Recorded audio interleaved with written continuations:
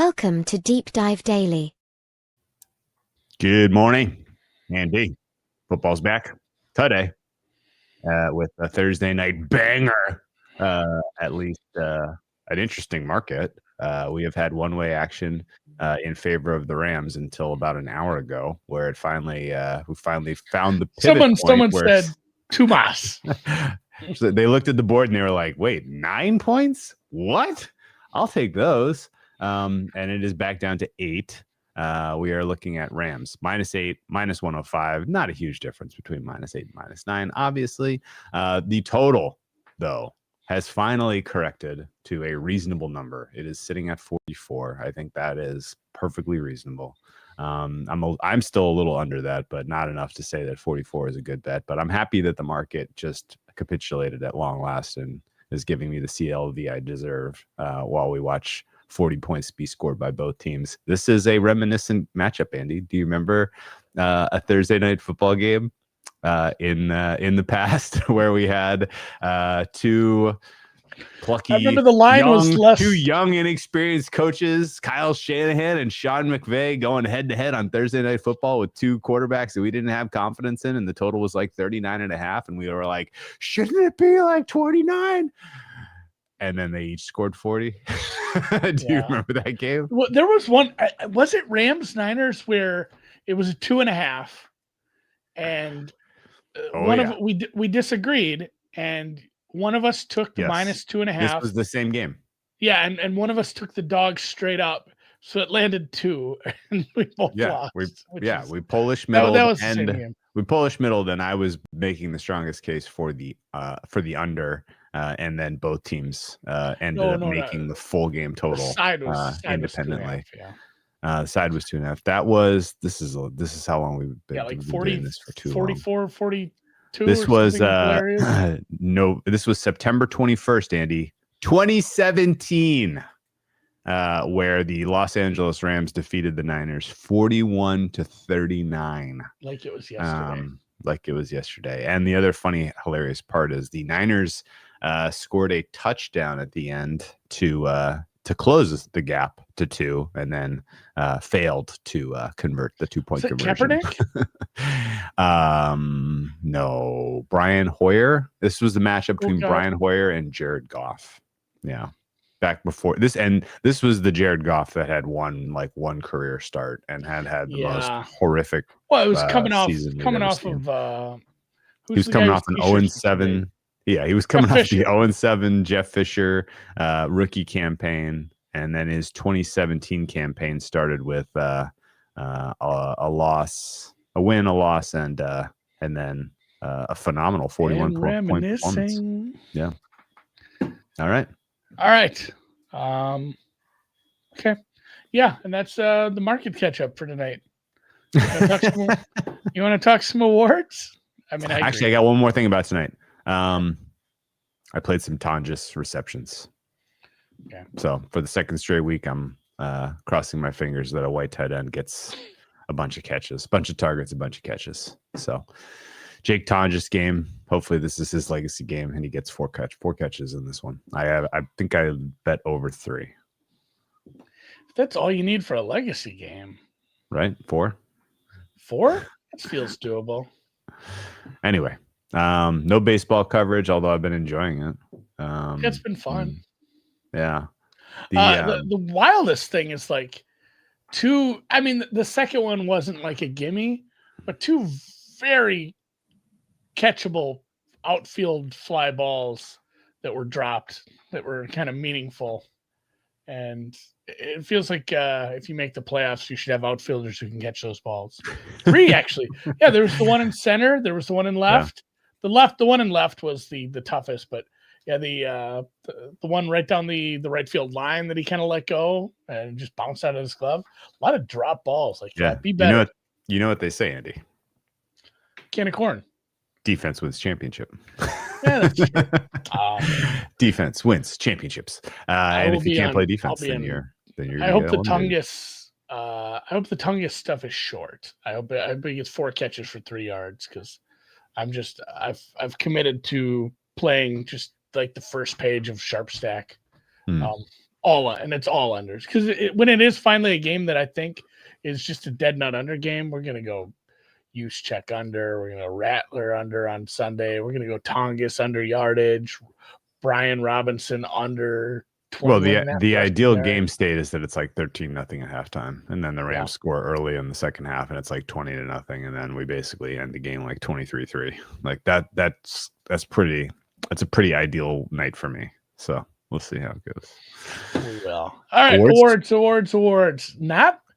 Congratulations. Not a lot I'm in love with as far as ads for this week. We can talk about the markets. We can probably rip through this. Congratulations to Josh Allen on his second. He crossed the 50% threshold. He is now minus money at most places, and kind of leaves the second class there of Herbert and Mahomes.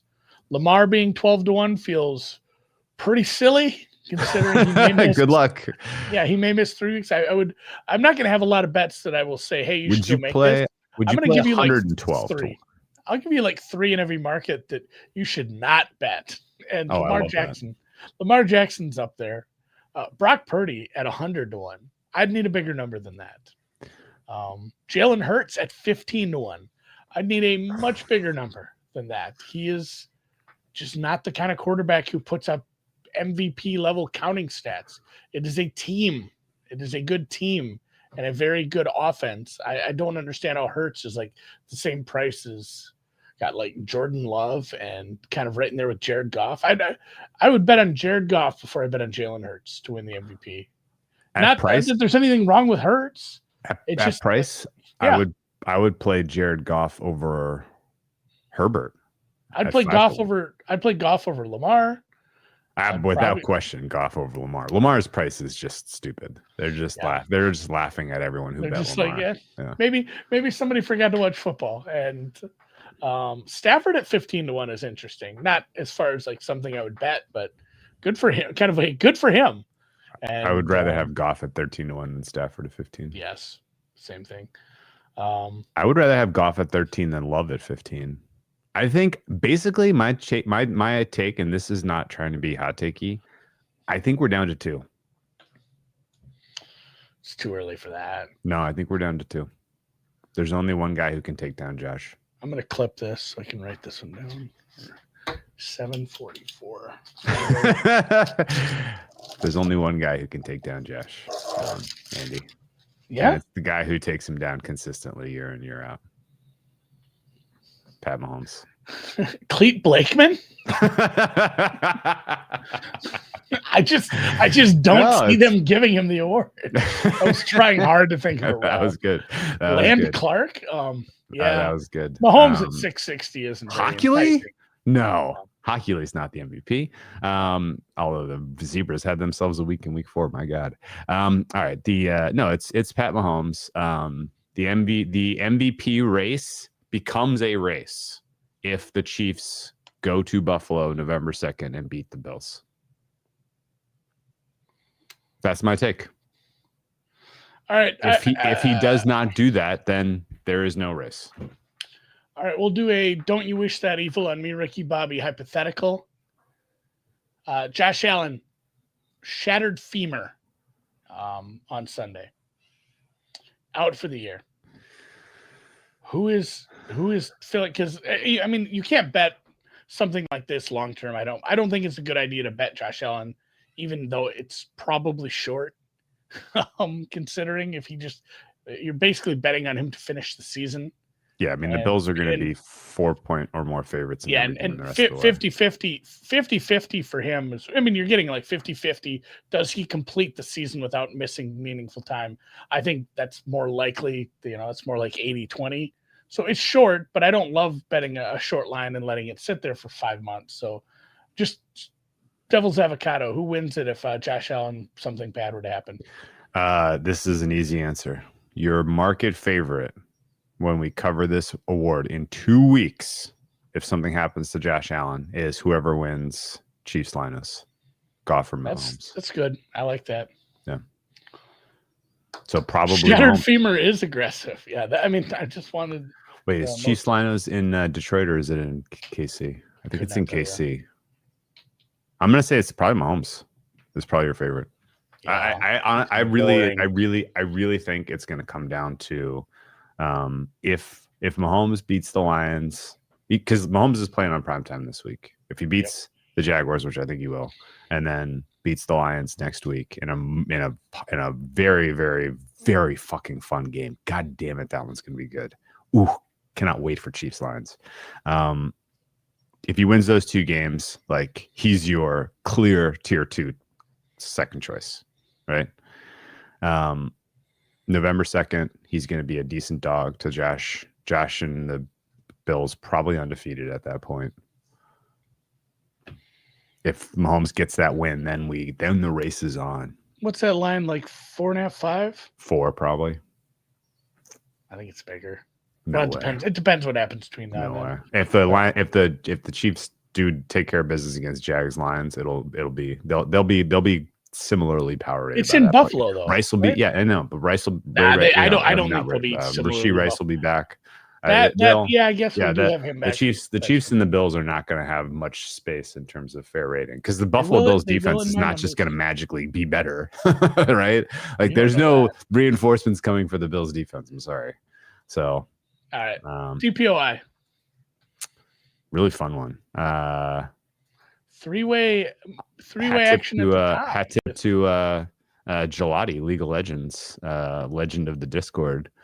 Put a great write-up together about TJ Watt's price at 20-1, which I completely agreed with. Opened up Bookmaker, see if I could get some 20-1. He's 12. The case for TJ Watt is pretty obvious. Like, he's accumulating stats and quick pressures, and the Steelers may now just win a terrible AFC North. The other guys in the mix of Garrett, I just think the Browns are going to end up being too bad for him to ultimately stand up. Hutchinson and Parsons are real right there candidates. But I could see TJ Watt closing on those guys. So this one's still wide open. Benito, big mover again. I don't think he's bettable. It's not a 7. He might get it though, man. It might just be a case where he has some of these 2-3 sack games multiple times.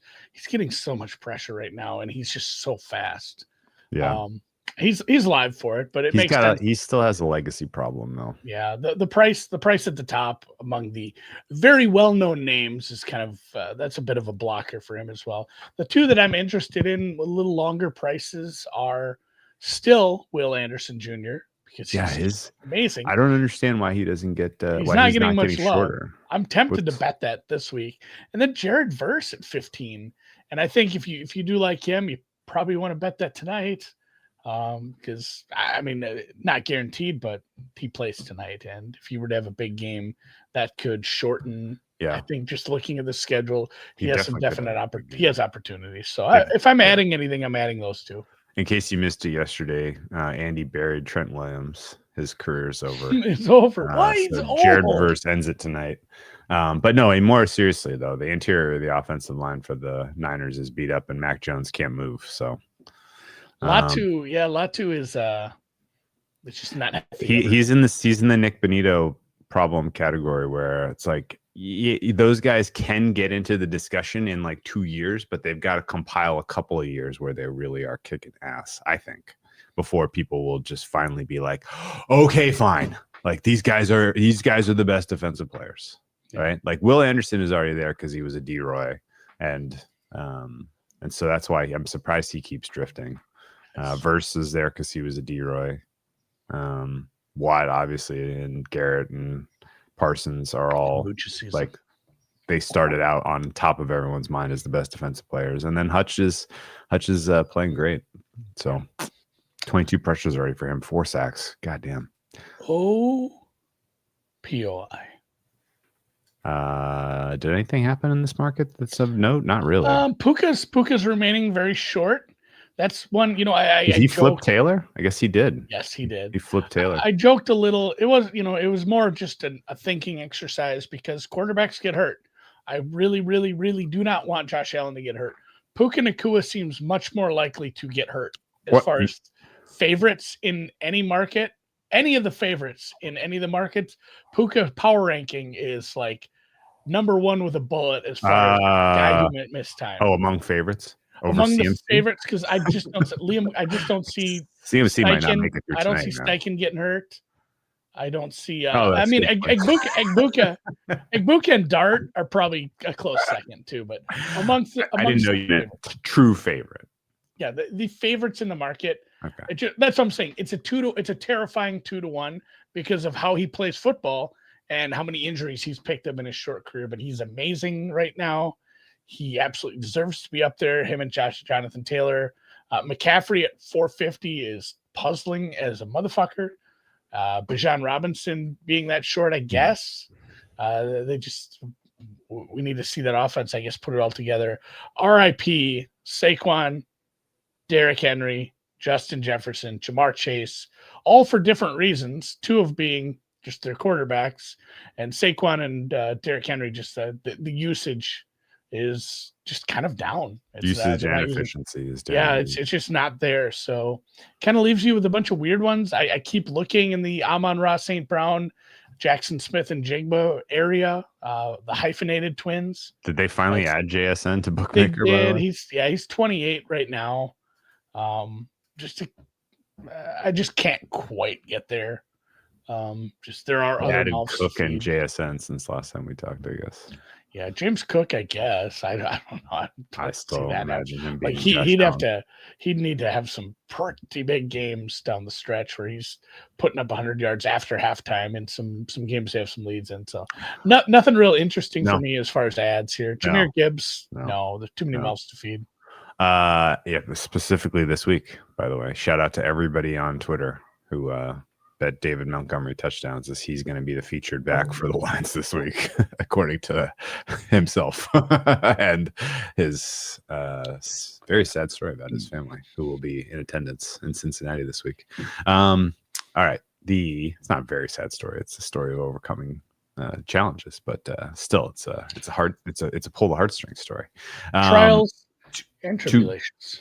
Two quick things. When you asked me who is the most valuable non-quarterback and said right this minute Puka a couple days ago, I stand by that. But you're right, he is the most likely to get hurt of all the true favorites, and he actually has a double-edged sword, Andy, of problems. He can get hurt,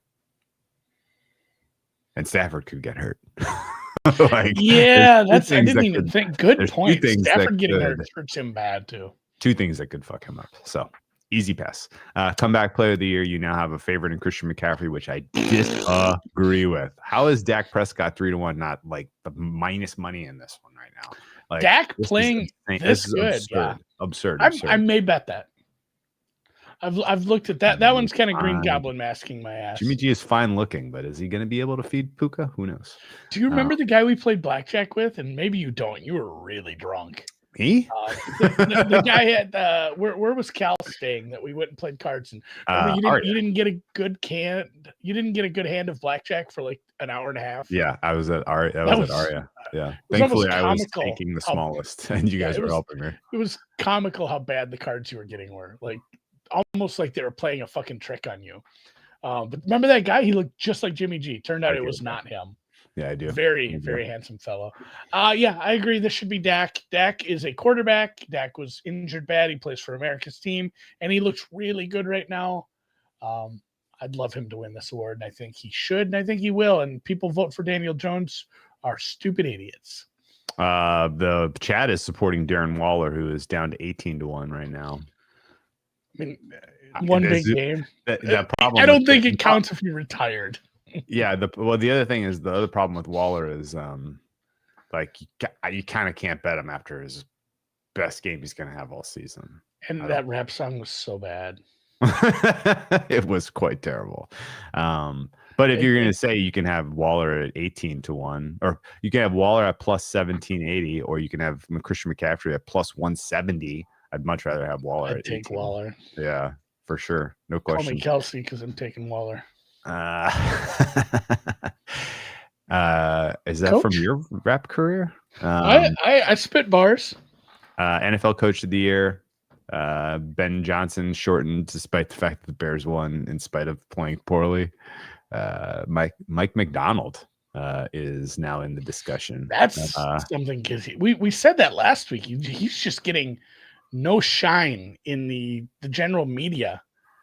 But that, I think that being a team that wins their division, and half of it definitely being the narrative is, hey, this is a top 5 defense. He's in the mix. He should be in the mix. He should get the respect. I don't know what to say here, but let's just go through which of these are your least favorite of guys who are shorter than 20. I had a Holy question for you shit. here. There are so many of these guys shorter than 20 Drew, that I'm just like, what are you doing? Yeah. What are we doing? So, Drew, of the guys who are reasonable priced, right? Who can win this without winning their division? And the answer can be no one. I think there's only one. Let me read out the list, just because I gotta wrap my head around this. Some of these prices are insane. Like, what is going on with the coach of the year market? This feels completely broken. The hold is like 200%. It looks like this market looks totally broken. How is any of this possible? Your favorite is Shane Steichen at plus 445. Your second choice is Liam Cohen at plus 670. Your third choice is Mike McDonald at plus 869. Fourth choice, Dan Campbell, plus 1080. Fifth choice, Sean McDermott, plus 1199. What? That's insane. Boy, man. Then we get into Kyle Shanahan, plus 1350. Nick Sirianni, plus 1368. What the fuck? What world do we live in? Jim Harbaugh, plus 1368. Ben Johnson, plus 1420. All of those guys are under 15-1. And I don't think there are a lot of these guys that do not have a realistic chance. That's what I'm saying. Yeah, this is a rough market right now. Good God. I'm going to toss Sirianni first. That one's insane to me. Tossing Sirianni. I don't think Jim Harbaugh has a realistic chance anymore.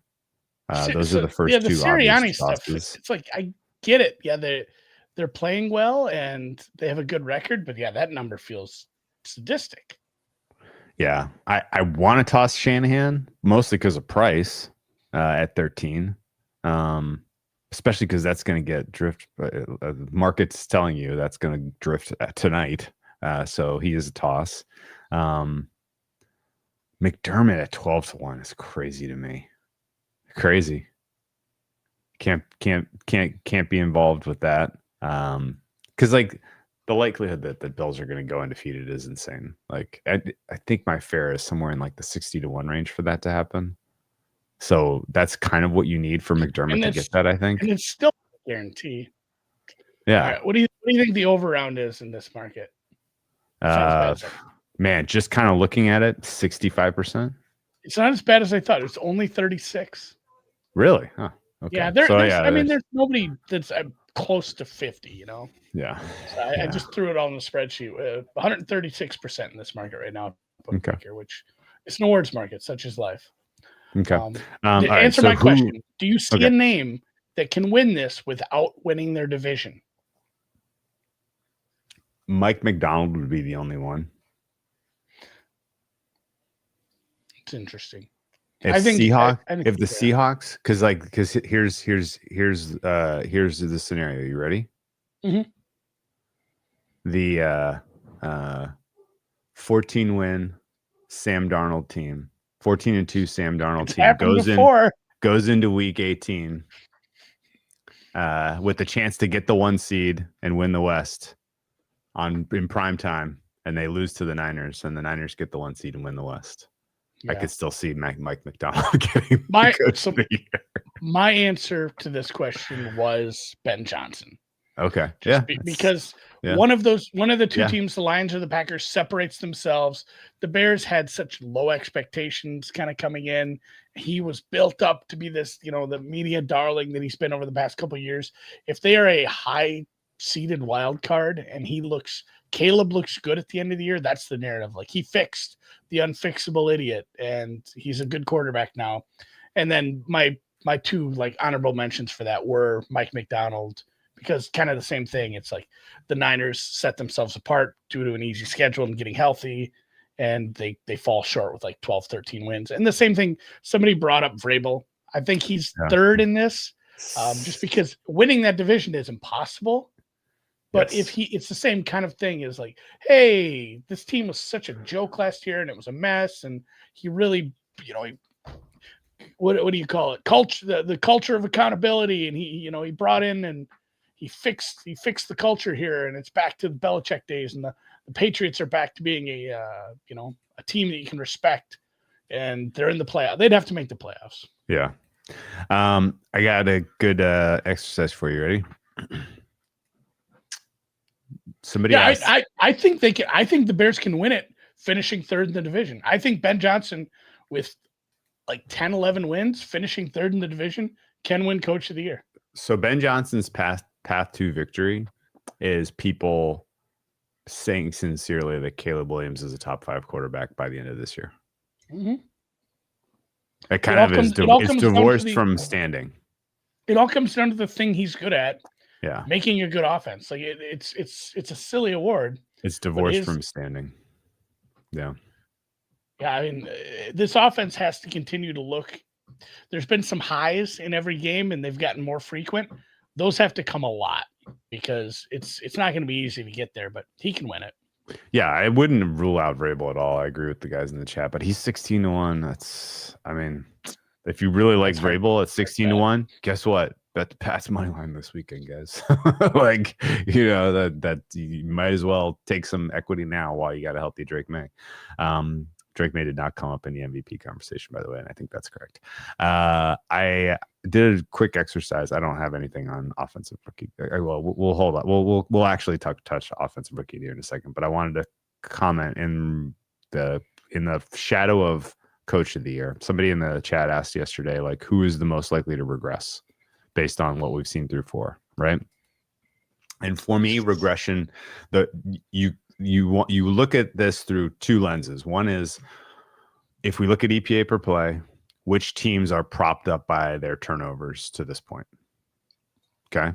And so which teams are propped up by turnovers and special teams bullshittery, and then which teams are and vice versa, which teams are penalized by that. And then, the much harder exercise, who has played especially easy schedule so far. And that's very subjective right now. But the turnover part is easy to answer from a data science standpoint. You take the EPA with and without turnovers, and you look at who has the biggest deltas so far, like whose EPA is fueled by what they've gotten in turnovers relative to where they should be, because that should regress.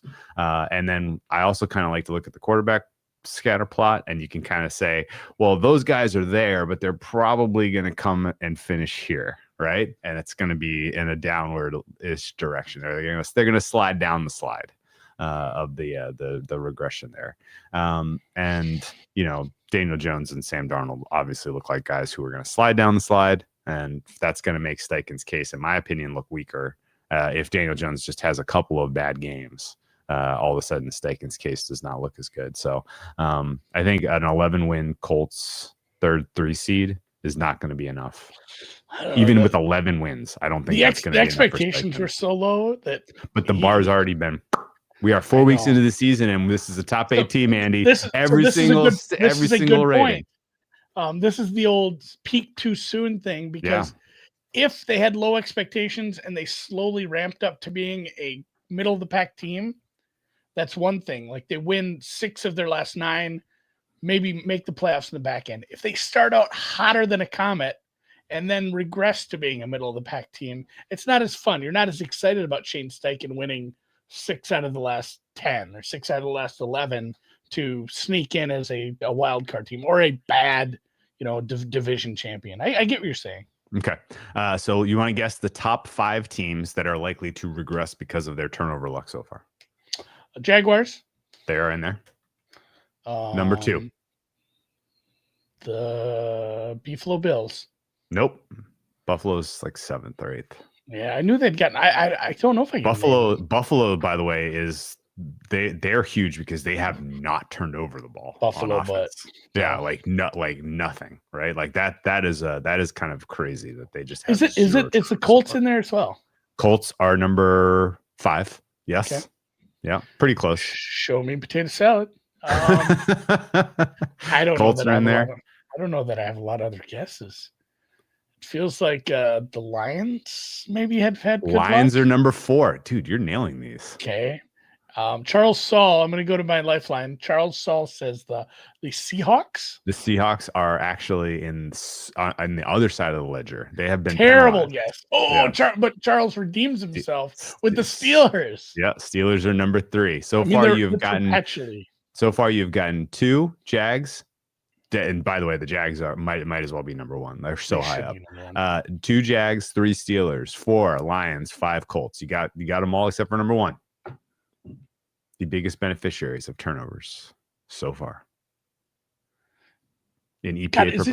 Is it just something stupid like the Vikings because of that one game? No, they're the opposite end of the spectrum, man. Well, just thinking of the Bengals game and the EPA that they generated on those 2 touchdowns. Yeah, think about the EPA they lost though when Jeff McCarthy was out there. Yeah. Okay, I don't know. I'm not sure what it is. 30 says New England. Number 1 is Chicago. Huh? I don't know if I got there.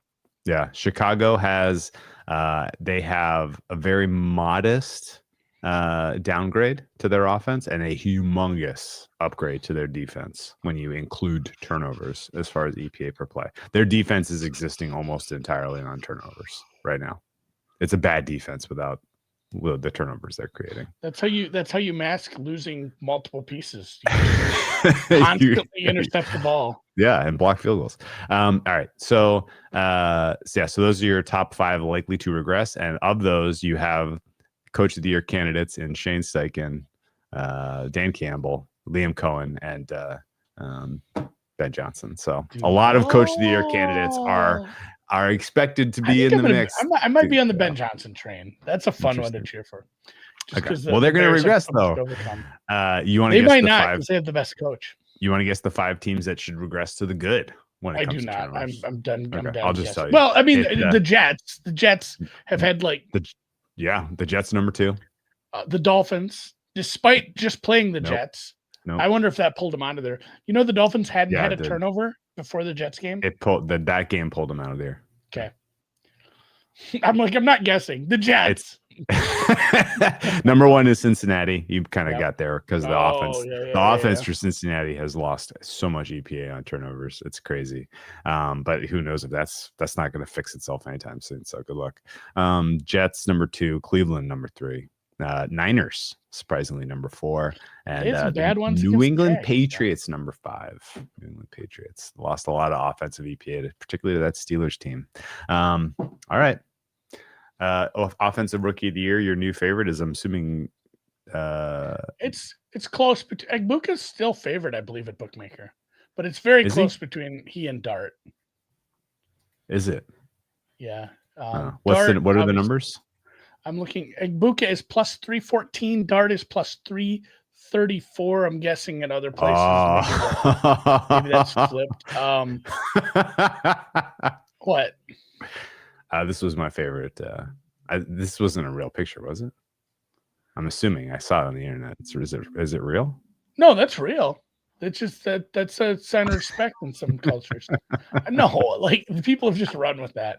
Other places, Egbuka is down to as low as 225, 235. If you want a good Dart number, shop around.